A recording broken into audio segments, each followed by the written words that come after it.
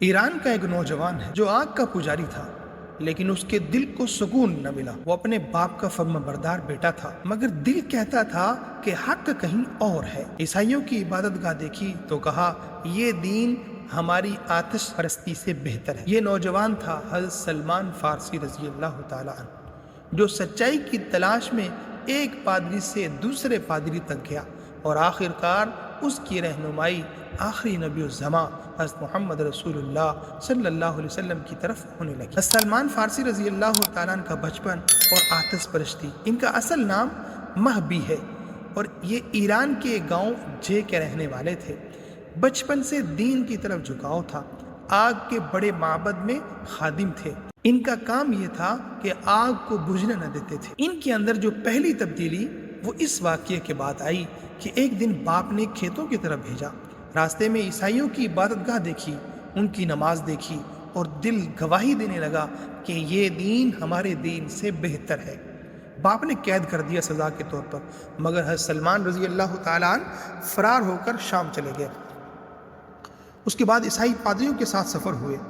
پہلا پادری بددیانت نکلا، وہ صدقات کو کھا جاتا تھا۔ مرنے کے بعد لوگوں نے اسے سولی پر چڑھا کر لاش ریزہ ریزہ کر دی۔ دوسرا پادری عابد اور زاہد تھا، اس کے ساتھ وابستہ ہو گئے۔ موت کے وقت اس نے وصیت کی کہ موصل کے فلاں شخص کے پاس چلے جانا۔ پھر اس کے بعد نصیبین وہاں چلے گئے، پھر اموریہ چلے گئے۔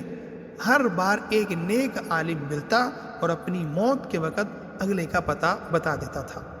آخری نشانیاں کہ اموریہ والے بزرگ نے کہا کہ اب میرے علم میں کوئی باقی نہیں رہا، لیکن آخری نبی صلی اللہ علیہ وسلم کا زمانہ اب قریب ہے، عرب کی طرف ہم ہجرت کریں گے۔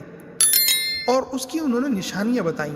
نبی پاک صلی اللہ علیہ وسلم کی اس عالم نے حضرت سلمان رضی اللہ تعالیٰ کو نشانیاں بتائیں کہ دونوں طرف کنکریری زمین ہوگی اور کھجوروں کے باغات ہوں گے، اور ان کی اپنی نشانی کیا ہوگی اس نبی کی کہ وہ ہدیہ قبول کریں گے جبکہ صدقہ نہیں کھائیں گے، اور کندھوں کے درمیان مہر نبوت ہوگی۔